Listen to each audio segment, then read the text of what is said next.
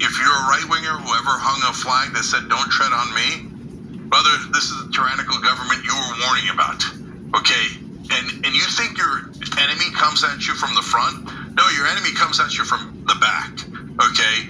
Oh, so the Republicans that said, oh, yeah, don't tread on me, watch out for tyrannical government, then now they're rolling out tyrannical government in the streets of our cities, and you're not noticing. So that was August of this year.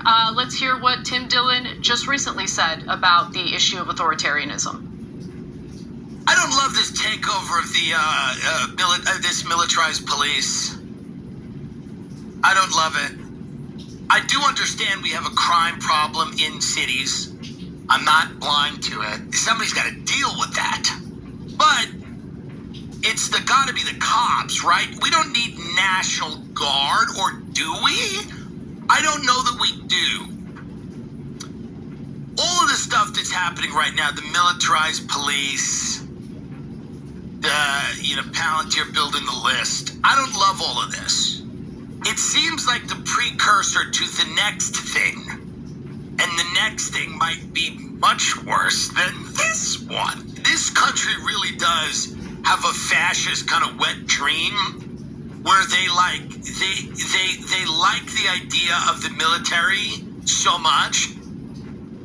I don't want to see our military on the streets. And by the way, since Trump has already done this in Los Angeles, the National Guard didn't want to be there. They hated it, right? And in fact, they didn't have much to do because, again, it is not what they are tasked to do as members of the National Guard. They are not supposed to carry out the duties of local law enforcement. All they can do is protect, public property, federal property, and protect federal agents.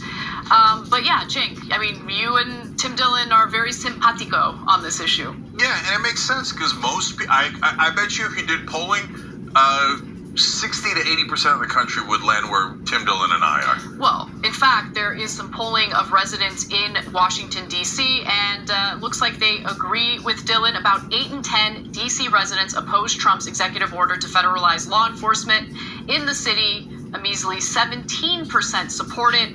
61% also said that they feel less safe as a result of Trump's actions. Yeah, because it creates chaos, shock and awe.